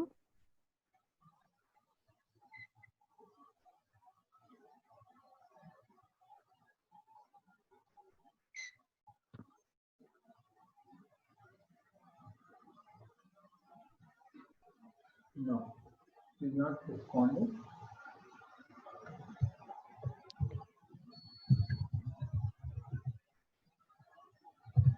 ಮತ್ತೆ ಮುಂದಿನ ಸಲ ಸಿಕ್ಕಿದಾಗಲೂ ಇವತ್ತಿಂದ್ರ ಬಗ್ಗೆನೂ question ಕೇಳಕ್ಕೆ scope ಇಟ್ಕೊಳ್ಳಿ ಇರಗು. ಆಯ್ತು ಸರ್, ನೋ ಪ್ರಾಬ್ಲಮ್. ಅವರಿಲ್ಲ ಇದ್ದಾದ್ರೆ actually that was an interesting question. Professor Yogananda Rao responded very good. Did you hear? Were you there at that point of time in the discussion? ಇದ್ದ. Even I was thinking why we can't combine commerce and management and literature. Yeah. Some projects, work, even a PhD is possible. ಅಲ್ಲ, ಒಂದೇನಂತಂದ್ರೆ ಇವಾಗ ಯಾವುದು ಸಹ exclusive boundary ಅಂತ ಇಲ್ವೇ ಇಲ್ಲ, ಅಥವಾ discipline ಅಂತ ಇಲ್ವೇ ಇಲ್ಲ. The boundaries that we had earlier set for our disciplines have become completely endangered. We are living in a multidisciplinary world, and even our English studies, supposing you are using Karl Marx, you are using the cultural studies experts, even Frankfurt School writers. Those guys, in fact, don't belong to English studies in particular, right? Even they are used largely in social sciences. So we have actually extrapolated information, or we have encroached upon other areas. So all studies today are multidisciplinary. Now you can also notice how our universities, our institutions are realigning. When we were students, we had departments: Department of English, Department of Sociology, Department of Education, etc., etc. Now it is not going by department; it is going by schools. There is a, you see, most people, because the concept of a school is very new, not many people know the difference between department and the school. Correct. You can have school for humanities, a school of humanities. You won't have Department of English. You will have a school for humanities, which means, in other words, academics itself, the nature of academics itself is undergoing a lot of change. See, till 1960s, 1970s, every subject, every discipline rather, was a watertight unit in itself. ಹೌದು. ಅದು ಹೆಂಗಾಗೋಗಿತ್ತು ಅಂತಂದ್ರೆ every subject, every discipline ಒಂದು ಮಠದ ತರ ಆಗೋಗಿತ್ತು. ಅದರಲ್ಲಿ ಆ ಮಠದ ಫಾಲೋವರ್ಸ್ ಇರ್ತಾರಲ್ಲ, ಅವರು ತುಂಬಾ ಫಿಯರ್ಸ್ ಆಗಿ ಗಾರ್ಡ್ ಮಾಡೋರು ಅದರ ಬೌಂಡ್ರೀಸ್, ಆ ಮಠದ ಬೌಂಡ್ರೀಸ್, ಮಠದ ಇಂಟ್ರೆಸ್ಟ್. ಅದೇ ರೀತಿಯೇ ಈ ಅಕಾಡೆಮಿಕ್ಸ್ ಆಗಿತ್ತು ನೋಡಿ. ಇದರಲ್ಲಿ ನಾವು FR ಲೂಯಿಸ್, TS ಎಲಿಯಟ್, ಈ modernist writers, modern new critics ಇದಾರಲ್ಲ, ಇದರಲ್ಲಿ ಲೊಕೇಟ್ ಮಾಡ್ಬೇಕು. ಅವರು ಒಂಥರ ತುಂಬಾ ಎಲಿಟಿಸ್ಟ್ ಆಗಿ ಮಾಡಿದ್ರು. ಲಿಟ್ರೇಚರ್ ನ ಒಂದು ಸೆಪರೇಟ್ ಒಂದು ಡಿಪಾರ್ಟ್ಮೆಂಟ್, ಒಂದು ಪವಿತ್ರತೆ ಇದೆ ಅದಕ್ಕೆ ಅಂತನೋ ತರ. ಬಟ್ ಇದು 1960s ನಂತರ ಬಂದಂತ ಬೆಳವಣಿಗೆಗಳು, ಡೆವಲಪ್ಮೆಂಟ್ಸ್ ಈ ಅಮೆರಿಕನ್ ಯೂನಿವರ್ಸಿಟೀಸ್ ಅಲ್ಲಿ ಮತ್ತೆ ಬ್ರಿಟಿಷ್ ಯೂನಿವರ್ಸಿಟಿ, ಯುರೋಪಿಯನ್ ಯೂನಿವರ್ಸಿಟೀಸ್ ಅಲ್ಲಿ, they understood that these discipline crossovers are the way forward. Sala, when we were in MA, there was one student from Africa. Sir, one person have raised hand for question. Shall I allow him, sir? Sure. For the intervention. Shushma Mukta ma'am. Archana ma'am, Swami, am I audible, ma'am? Interesting. Hello. She was chatting with me, ma'am. Allow me to ask question. Is she in a hurry? Okay, hello. No, I'm not in a hurry, sir. I was just Kelly, listening to the conversation. Yeah. Shall I ask the question or after your conversation? ನಮಸ್ತೆ ಸ್ವಾಮಿ sir. ಮತ್ತೆ sir, ನಾನು ನಿಮ್ಮನ್ನ ತುಮಕೂರು ಯೂನಿವರ್ಸಿಟಿನಲ್ಲಿ ಬಹಳಷ್ಟು ಸರ್ತಿ ನೋಡಿದ್ದೀನಿ. I am working at government first grade college of art science and commerce Sira. And my question is, you have sir Sushma ಅಂತ ಹೇಳಿ. Okay, ನನ್ನ ಪ್ರಶ್ನೆ ಬಂದು, my question is, you have talked about formulating technical or special terminologies and how these terms should be formulated. Do they actually be formulated by using the critical theories or any other? ಅಂತ ಹೇಳಿಲ್ಲ ನಾನು, ಪರಿಚಯ ಇರಬೇಕು ಅಂತ ಹೇಳಿದೆ. ಪರಿಚಯ ಇರಬೇಕು. Okay sir. I thought that ಈ keywords ಮತ್ತೆ technical terminologies ಇಲ್ಲ, ಅದರದ್ದು ಪರಿಚಯ supposed to formulate these two words. Okay, thank you. ಒಂದು ವಿಷಯವನ್ನ ನಿಮ್ಮ ಮುಂದೆ ಯಾರಾದರೂ ಪ್ರತಿಪಾದಿಸಿದಾಗ ಅದನ್ನ ಅರ್ಥ ಮಾಡ್ಕೊಳ್ಳುವಂತಹ ಲೆವೆಲ್ ನಿಮ್ದು ಹೈಯರ್ ಇರಬೇಕು ಅಂತ. ಅಂದ್ರೆ ಈಗ ರಾಹುಲ್ ಗಾಂಧಿ ಮತ್ತೆ ಮೋದಿ ಇವರಿಬ್ಬರನ್ನು ಪ್ರೊಜೆಕ್ಟ್ ಮಾಡ್ತಿರುವಂತಹ ರೀತಿ ಮೀಡಿಯಾ ಹೇಗ್ ಮಾಡ್ತಿದೆ, ಮತ್ತೆ ಈ ಕಾರ್ಟೂನಿಸ್ಟ್ ಗಳು ಹೇಗ್ ಮಾಡ್ತಿದ್ದಾರೆ ಅನ್ನೋದ್ರ ವಿಚಾರವಾಗಿ ನಿಮ್ಮನ್ನ ಸುಷ್ಮಾ ಅವರೇ ನಿಮ್ಗೆ ಏನ್ ಅನ್ಸುತ್ತೆ ಅಂತ ಕೇಳಿದ್ರೆ, ನಿಮ್ಮ ರಿಪ್ಲೈ ತುಂಬಾ ನೇಯವಾಗಿ ಇರಬಾರದು. ಯಾಕೆ ಅಂತಂದ್ರೆ, ನಿಮ್ಮನ್ನ ಒಬ್ರು ಪ್ರಶ್ನೆ ಕೇಳ್ತಿದ್ದಾರೆ ಅಂತಂದ್ರೆ ಒಂದು ಎಕ್ಸ್ಪೆಕ್ಟೇಷನ್ ಇಟ್ಕೊಂಡು ಕೇಳ್ತಾರೆ, ಒಂದು ಆಂಟಿಸಿಪೇಷನ್ ಇರುತ್ತೆ ನಿಮ್ಮ ಆನ್ಸರ್ದು ಕ್ವಾಲಿಟಿ ಬಗ್ಗೆ. ಅಂದ್ರೆ ಇವಾಗ Sushant Singh Rajput, Sushma, don't you think it's quite surprising that a guy like Sushant Singh Rajput, who has the surname Rajput, committed suicide? Aga neevu, your answer has got to be slightly academic. Okay, sir. Right, analytical ಆಗಿ ನೀವು ಮಾತಾಡಬೇಕು ಅಂತಂದ್ರೆ ಅದಕ್ಕೊಂದು ಅಭ್ಯಾಸ ಇರಬೇಕಾಗುತ್ತೆ. Okay, right, sir. ಆ ಅಭ್ಯಾಸಕ್ಕೆ ಬರೋದು ಹೇಗೆ ಅಂತಂದ್ರೆ, ನಮ್ದು ಸತತವಾದ ಒಂದು ತಪಸ್ಸಿನ ತರ ನಮ್ಮ ಓದು ಇರಬೇಕು, ಮತ್ತೆ ಕೀವರ್ಡ್ಸ್ ಅನ್ನೋದನ್ನ ನಾನು ಏನ್ ಹೇಳ್ದೆ, ಮತ್ತೆ ಈ ಟೆಕ್ನಿಕಲ್ ಟರ್ಮಿನಾಲಜಿ, ಇವುಗಳು ನಮ್ಮಲ್ಲಿ ನಾಲ್ಗೆ ತುದಿನಲ್ಲಿದ್ದಾಗ ನಮ್ಮ ಆನ್ಸರ್ ಆಟೋಮ್ಯಾಟಿಕ್ ಆಗಿ ಅಕಾಡೆಮಿಕ್ ಆಗುತ್ತೆ. ಅಂದ್ರೆ ಈಗ ಅವನ ಸಾವಿಗೆ ಕೇವಲ ಮೆಟೀರಿಯಲಿಸ್ಟಿಕ್ ಲ್ಯಾಕಿಂಗ್ ಮಾತ್ರ ಕಾರಣ ಅಲ್ಲ ಅಂತ ನೀವು ಒಂದು ಸ್ಟೇಟ್ಮೆಂಟ್ ಮಾಡ್ತೀರಾ ಅನ್ಕೊಳ್ಳಿ. ಸಾವು ಅನ್ನೋದು ಸಾಮಾನ್ಯವಾಗಿ ನಾವೇ ತಂದುಕೊಂಡಾಗ ಈಗಾಗಲೇ ಎಸ್ಟಾಬ್ಲಿಷ್ಡ್ ಕಾರಣಗಳು ಕೆಲವಿವೆ. ಎಕ್ಸಾಮ್ ನಲ್ಲಿ ಫೇಲ್ ಆಗಿರೋರು ಸತ್ತಿರಬಹುದು, ಪ್ರೇಮಿಗಳು ಸೂಯಿಸೈಡ್ ಮಾಡ್ಕೊಂಡು ಸತ್ತಿರ್ತಾರೆ, ಸಾಲ ಮಾಡ್ಕೊಂಡು ತೀರ್ಸಕ್ಕಾಗ್ದಲೆ ಫೈನಾನ್ಷಿಯಲ್ ಬರ್ಡನ್ ಅನ್ನ ಸಹಿಸಕ್ಕಾಗ್ದಲೆ ಸೂಯಿಸೈಡ್ ಮಾಡ್ಕೋತಾರೆ. ಆದ್ರೆ ಈ ಮನುಷ್ಯನಿಗೆ ಆ ಒಂದು ಕಾರಣ ಇರ್ಲಿಲ್ಲ ಅಂತ ನೀವು ಹೇಳ್ತೀರಾ ಅಂತ ಅನ್ಕೊಳ್ಳಿ. ಅವಾಗ ನಿಮ್ಮ ಆನ್ಸರ್ ನಲ್ಲಿ ಒಂದು ಅಕಾಡೆಮಿಕ್ ಆಂಗಲ್ ಬರುತ್ತೆ. ಯಾಕಂತಂದ್ರೆ ಯು ಆರ್ ಅನಲೈಸಿಂಗ್ ಇಟ್. ಅರ್ಥ ಆಗ್ತಿದೆಯಲ್ವಾ? So depends on your familiarity with certain technical terminology, if you really want to be analytical about any common sense, because Sushant Singh's suicide has become part of our common sense, all right, but your understanding of it should be slightly higher. Your response to it should be slightly higher, and that can happen only when you are quite familiar with the theories that are required for our understanding of this kind of a situation. It's a phenomenon, right? Suicide is a phenomenon, but how do we understand it? Psychologist ಅರ್ಥ ಮಾಡ್ಕೋಬಹುದು, ಒಬ್ಬ philosopher ಅರ್ಥ ಮಾಡ್ಕೋಬಹುದು. ಈ English studies ನಲ್ಲಿ ನಮ್ದು luxury ಏನು ಅಂತಂದ್ರೆ ಅವ್ರಿಬ್ರು ಅರ್ಥ ಮಾಡ್ಕೊಂಡಿದ್ದನ್ನು ಒಟ್ಟಿಗೆ ಅರ್ಥ ಮಾಡ್ಕೋಬಹುದು. Okay sir, right, thank you sir. ಅದನ್ನ ಅಕಾಡೆಮಿಕ್ ಇಂಪೀರಿಯಲಿಸಂ ಅಂತ ಕರೀತಾರೆ. ಅದನ್ನ ಅಕಾಡೆಮಿಕ್ ಇಂಪೀರಿಯಲಿಸಂ ಅಂತ ಕರೀತಾರೆ. ಹೌದು,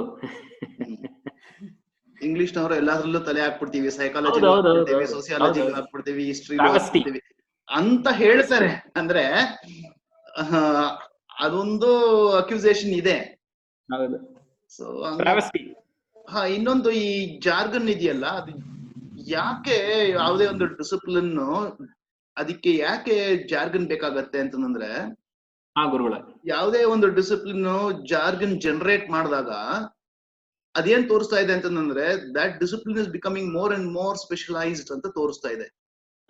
ಯಾಕೆಂತಂದ್ರೆ ಈಗ ನಾನು ಜಾರ್ಗನ್ ಬಳಸ್ತು ಅಂತಂದ್ರೆ, I am removing that from the purview of a common man. ಈಗ ನಾನು ಲಿಟ್ರೇಚರ್ ಅಲ್ಲಿ ಜಾರ್ಗನ್ ಬಳಸಿದ್ರೆ, ಗೈನೋಕ್ರಿಟಿಸಿಸಮ್ ಅಂತಂದ್ರೆ ಉದಾಹರಣೆಗೆ, ಅದು ಯಾರು ಅರ್ಥ ಮಾಡ್ಕೊಳ್ಳೋಕ್ ಸಾಧ್ಯ? ಅದು ಬರೀ ಲಿಟ್ರೇಚರ್ ಅಲ್ಲಿ ಟ್ರೈನಿಂಗ್ ಇರೋವನಿಗೆ ಅಥವಾ ಈ ಸೋಷಿಯಲ್ ಸೈನ್ಸಸ್ ಅಲ್ಲಿ ಸೋಸಿಯಾಲಜಿಲಿ ಟ್ರೈನಿಂಗ್ ಇರೋವನಿಗೆ ಮಾತ್ರ ಅದು ಆಕ್ಸೆಸ್ ಮಾಡ್ಕೋಬಹುದು. ಅಂದರೆ ಇದು ಒಂಥರ ಜಾರ್ಗನ್ ಬಳಸುವಂತದ್ದು ಇದೆಯಲ್ಲ, ಹೌದು, ಅದು ತುಂಬಾ ಎಲಿಟಿಸ್ಟ್. ಅದೇನ್ ಮಾಡುತ್ತೆ, ಕಾಮನ್ ಪೀಪಲ್ ಇಂದ ಎತ್ಕೊಂಡು, ಅಂದ್ರೆ ನನ್ನ ಐಡಿಯಾಲಜಿಕಲ್ ಇದು ಗೊತ್ತಿದ್ದೇ ಇದೆ ನಿನಗೆ, ನಾನು ಯಾವತ್ತು ಲೆಫ್ಟೇ. ಸೊ ಹಂಗಾಗಿ ಕಾಮನ್ ಪೀಪಲ್ ಇಂದ ಜಾರ್ಗನ್ ಬಳಸಿದಾಗ ಈ ಕಾಮನ್ ಪೀಪಲ್ ಇಂದ ಅವರ ಒಂದು ಪರ್ವ್ಯೂ ಇಂದ ಆಚೆ ಎತ್ಕೊಂಡು ಹೋಗ್ತಾ ಇದೆ. ಸೊ ಹಂಗಾಗಿ ನಾವು ಫೆಮಿಲಿಯರ್ ಆಗಿರಬೇಕು ಜಾರ್ಗನ್ ಬಳಕೆಯಲ್ಲಿ ನಾವು ಫೆಮಿಲಿಯಾರಿಟಿ ಇರಬೇಕು. ಬಟ್ ನಾವು ಬರ್ದಾಗ ನನ್ ತಿಳ ಮಟ್ಟಿಗೆ ಅದು ಜಾರ್ಗನೈಸ್ ಆಗ್ಬಾರ್ದು. ಕೆಲಸತಿ ಏನಾಗತ್ತೆ ಇದು ನೇಮ್ ಥ್ರೋಯಿಂಗು ಆಗತ್ತೆ, ಟರ್ಮ್ ಥ್ರೋಯಿಂಗು ಆಗತ್ತೆ. ನಮ್ಗೇನು ಗೊತ್ತಿಲ್ಲದೆ ಹೋದಾಗ we try to camouflage that by using jargons. ಅಲ್ಲಲ್ಲ, ನೀವು ಹೇಳ್ತಿರೋದು ಈಗ ಜನರಲ್ ರೈಟ್ ಅಪ್ ಗೆ ಓಕೆ, ಅಂದ್ರೆ ಪಬ್ಲಿಕ್ ಬರ್ದಾಗ ಮತ್ ಸಮಾಜಕ್ಕೆ ನಾವು ಬರೆಯೋದು ಆಲ್ ರೈಟ್ ಥೀಸಿಸ್ಗಳನ್ನ. ಆದ್ರೆ ಜಗತ್ತೆಲ್ಲ ಓದಲ್ವಲ್ಲ, ವಿ ಆರ್ ರೀಡರ್ ಸ್ಪೆಸಿಫಿಕ್ ಅಲ್ಲ. ನನ್ಗೆ ಗೊತ್ತಿಲ್ವಲ್ಲ ಅದು ಯಾರು ಓದ್ತಾರೆ ಅಂತ. ಮತ್ತೆ ನೀನ್ ಯಾಕೆ ಅಸ್ಯೂಮ್ ಮಾಡ್ಕೊಳ್ತೀಯಾ? ಅವಾಗ ನಾನ್ ಕೇಳ್ತೀನಿ, ಅವಾಗ ನಿನ್ನ ಥೀಸಿಸ್ ಇಂದ ನೋಡು, ನಿನ್ನ the problem with the argument is you are isolating academics from the society. That's the problem. Now, academics is a part of the society. ನೋಡು, ಸೊಸೈಟಿಲಿ ಏನೇನಾಗುತ್ತೆ, ಅಕಾಡೆಮಿಕ್ಸ್ ಅಲ್ಲಿ ಅದರ ರಿಫ್ಲೆಕ್ಷನ್ಗಳು ಕಾಣ್ತಾ ಇದೆ. ಉದಾಹರಣೆಗೆ, ಇವತ್ತು ನಾವು ಕನ್ನಡ ಸ್ಕೂಲ್ಗಳು ಬೇಡ, ಇಂಗ್ಲಿಷ್ ಸ್ಕೂಲ್ ಬೇಕು, ಇಂಗ್ಲಿಷ್ ಸ್ಕೂಲ್ ಬೇಕು ಅಂತನೋ ಒಂದು ಸಮಾಜದಲ್ಲಿ ಒಂದು ಡಿಮಾಂಡ್ ಇದೆಯಲ್ಲ, ಅದು ಅಕಾಡೆಮಿಕ್ಸ್ ಅಲ್ಲಿ ರಿಫ್ಲೆಕ್ಟ್ ಆಗೇ ಆಗುತ್ತೆ. ಸೊ ಹಂಗಾಗಿ ಅಕಾಡೆಮಿಕ್ಸ್ ನ ನಾವು ಸಮಾಜದಿಂದ ಐಸೋಲೇಟ್ ಮಾಡಬಾರ್ದು. ಹಂಗಾಗಿ ನಮ್ಮ ಥೀಸಿಸ್ ನಾವು ಏನ್ ಬರಿತೀವಿ ಅದು ಜನರಲ್ ಇವನಿಗೆ ಆಗಿರ್ಬೇಕು. It should be accessible. ಅಂದ್ರೆ ಓದ್ತಾರೋ ಬಿಡ್ತಾರೋ ಅದು ಬೇರೆ ಪ್ರಶ್ನೆ. ನಾವು ಡಿಸೈಡ್ ನಾವ್ ಮಾಡಬಾರ್ದು ಅವನ್ಗಲ್ಲ ಅಂತ ನಾವ್ ಹೇಳ್ಬಾರ್ದು. ಬಟ್ ಪ್ರಾವಿಷನ್ ಇರ್ಬೇಕು. ಸರ್ ಸಮೀಸಿಂಹ ಸರ್ ಏನೋ I have an illustration for that. ಸಾಮಾನ್ಯವಾಗಿ ನಮ್ಮ ಕನ್ನಡದವರು ಜಾಸ್ತಿ, I'm not attributing anything about that, but the practice. ಅವ್ರು ಏನ್ ಹೇಳ್ತಾರೆ ಅಂದ್ರೆ, ಅವನೊಬ್ಬ ಸೃಜನಶೀಲ ವ್ಯಕ್ತಿ ಏನ್ಬಿಡ್ತಾನೆ, ಹಿಸ್ ರೈಟಿಂಗ್ ಇಸ್ ಏನ್ ಸೃಜನತೆ ತೋರಿಸ್ಬಿಟ್ಟಿದ್ದಾರೆ ಅಂತ ಹೇಳ್ತಾರೆ. ಇದು ನೀವು ಹೇಳಕ್ಕೆ ಇಲಸ್ಟ್ರೇಷನ್ ಹೊಂದ್ಕೊಳ್ಳುತ್ತೆ. ಅಲ್ಲಿ ನಾವು ಎಜುಕೇಶನ್ ಏನ್ ಮಾಡ್ತೀವಿ, when you are teaching, unless you make attribute analysis of the word, give an illustration, don't use it. Don't use it without giving the meaning of that ಅಂತ ಏನು ಆರ್ಡಿನರಿ ಹೇಳ್ತೀವಿ. ಯಾವುದೇ ಒಂದು ಹೊಸ ಪದ ಉಪಯೋಗಿಸ್ತಾರೆ from the point of view of the learner. ಇವಾಗ ಅವನು ಸೃಜನ ಅಂದ್ರೆ ಅವನಲ್ಲಿ 3 ಕ್ಯಾರೆಕ್ಟರಿಸ್ಟಿಕ್ಸ್ ಇರಬೇಕು: ಫ್ಲೆಕ್ಸಿಬಿಲಿಟಿ, ಫ್ಲೂಯೆನ್ಸಿ, ಒರಿಜಿನಾಲಿಟಿ. ಬೇಸಿಕ್ ಅದು. ಇದಲ್ಲದೆ ಬೇರೆ ಅಟ್ರಿಬ್ಯೂಟ್ಸ್ ಇದೆ. Unless all the 3 components are with that ಕವಿ, you cannot call him, label him as ಸೃಜನ ಬರಹಗಾರ ಅಂತ ಹೇಳಕ್ಕಾರ. ಯಾವ್ದೋ ಕಾಪಿ ಮಾಡಿರ್ತಾನೆ ಕಥೆನ. ಆದ್ರಿಂದ ಇಲ್ಲಿ ಟರ್ಮಿನಾಲಜಿ ಯೂಸ್ ಮಾಡ್ಬೇಕಾದ್ರೆ there is a rule to use terminology as far as education is concern. If you are in the profession of teaching, when you are driving home an idea, whenever you are talking only the vocabulary of the learner. If you are going above the vocabulary of a learner, then you introduce the vocabulary, give the meaning to the context, and then talk. If it is to be used in different context, tell them that this appears in a different way in some other context. Therefore, use of vocabulary itself is a use of terminology, a conceptual presentation. Conceptual presentation has a very perfect meaning. We classify concepts in education into 2, as concrete concepts and defined concepts. Concrete concepts can be shown and then paper or pencil is a concept of concrete. But the defined concept is stupid like uncle. So if I say your uncle has come, then you immediately ask me which uncle. Unless you define the uncle word has no meaning. So in whole of the system of education and in even research, whatever the term we use for communication, the terminology should be explained from the context of the conceptual understanding. That is exactly what I wanted to hear. And a beautiful reaction that's going on. Very high order. I think the participants are lucky. I had not had such a discussion when for 50 years. I'm very happy about it. Thank you. Swami sir, you were saying something. Could you please continue, sir? Okay ನಾನು ಹೇಳ್ತಿದ್ದಲ್ಲ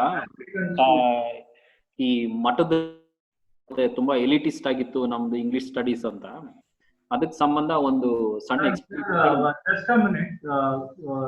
Participants are requesting us to speak in English. Okay. No, I was only trying to respond to sir when he mentioned English studies were actually becoming more and more elitist because it had drawn strict borders around it. So it was to that I was responding.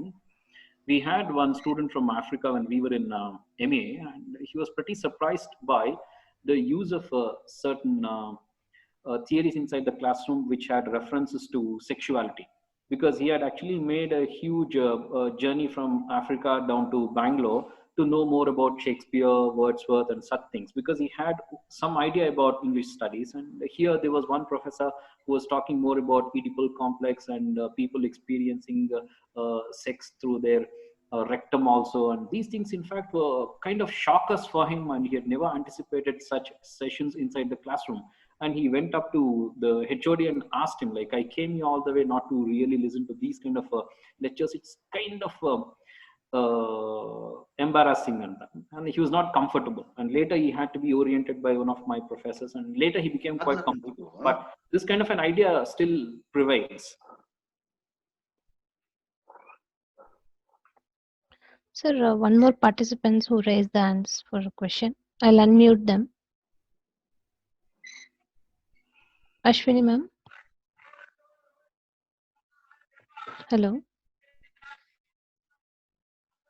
Ashwini ma'am, could you please unmute yours?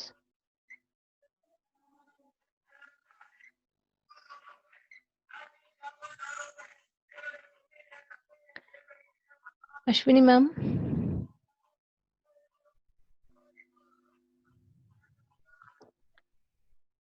Or else you can ask her to type the question in the chat box so that we can ask on behalf of her.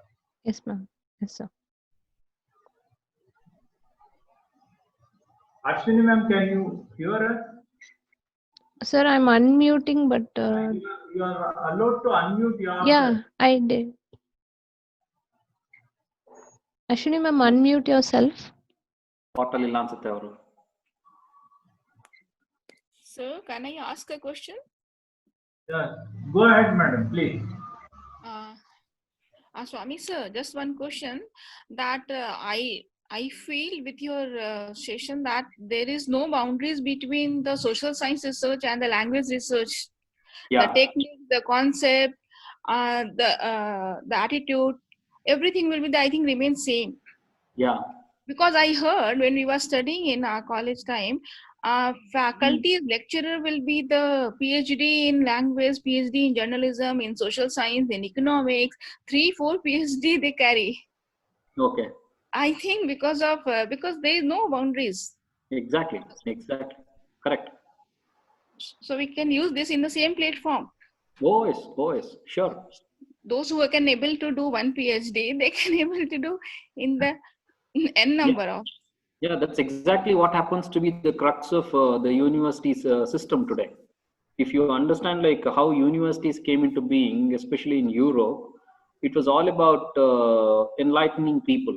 So when you use the word enlightenment, you cannot use boundaries there, right? Correct, sir. Yeah. Thank you, sir. Okay, ma'am. Yeah.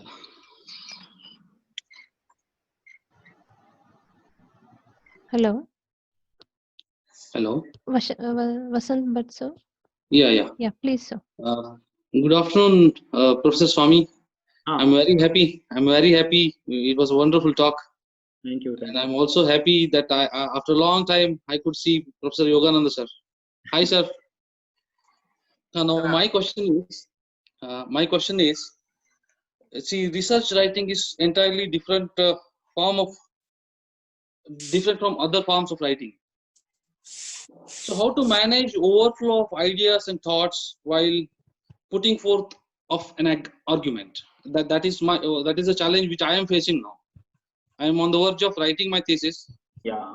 Okay. There's only one clear answer for that, Vasant. Okay. When you are doing research, when you have already submitted your research proposal, there can't be any scope for overflow of ideas. Okay. And in case there is any such overflow of ideas, it means that your understanding of your research area appears to be slightly flawed. Okay. So for a researcher, what it takes is a clear-cut understanding of what he wants to work on. Okay. So when you are very clear about what you want to work on, there can't be any question of being haunted by too many ideas that appear to be diversified. You can definitely have similar ideas which will definitely contribute to your research work, but not really diversified ideas. So it might definitely happen to anybody, whoever is a research enthusiast and a research aspirant. All right. It's almost like a toy being in, a kid being in a toy shop. It will be attracted by all toys. Same way, you being an enthusiast would be definitely attracted towards many ideas that appear to be quite okay for your research, but it is all up to your discretionary ability to sort out what is needed and what is not needed. So don't allow yourself to be overwhelmed by too many ideas. It should not happen. Right. Thank you. Sir, Yoganand Rao sir. ಇದ್ದೀರಲ್ಲ okay ಈ ಪ್ರಶ್ನೆಗೆ this question what the gentleman asked, probably you can explain that we are doing this program in 3 steps. This is the basic one, then we have the middle one, and then the final one. Can you repeat actually if Vasant attends my session tomorrow and on the last day I have a session on writing the proposal. Okay, sir. I'm attending.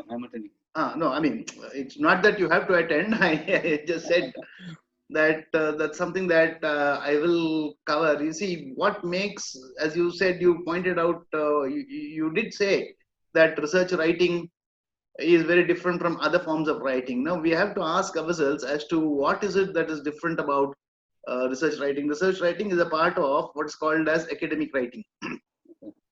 Now, the major difference between other kinds of writing and academic writing, they're all genres.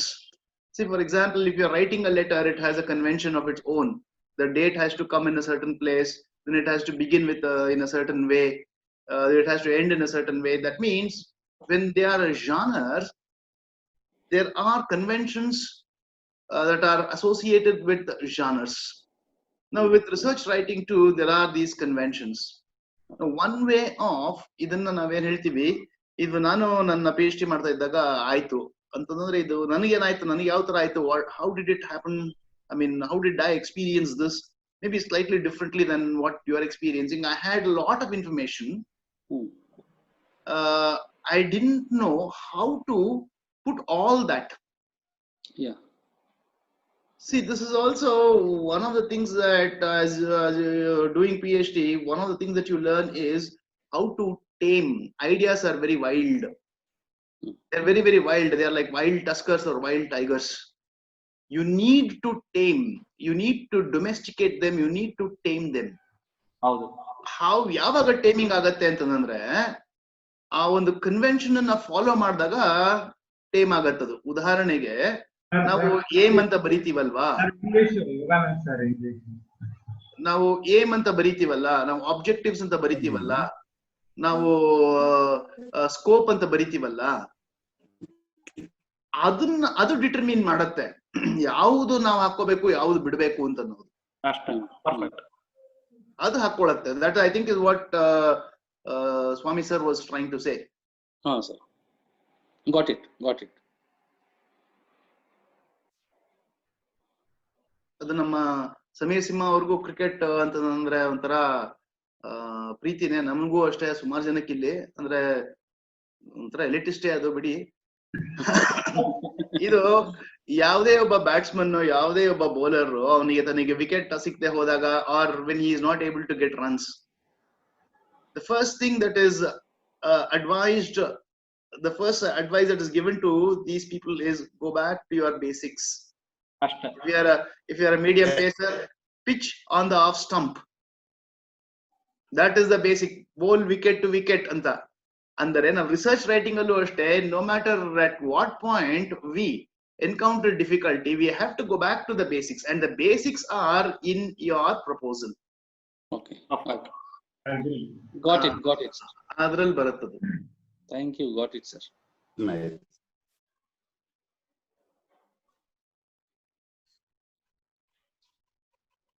Any more questions? Do we have more questions?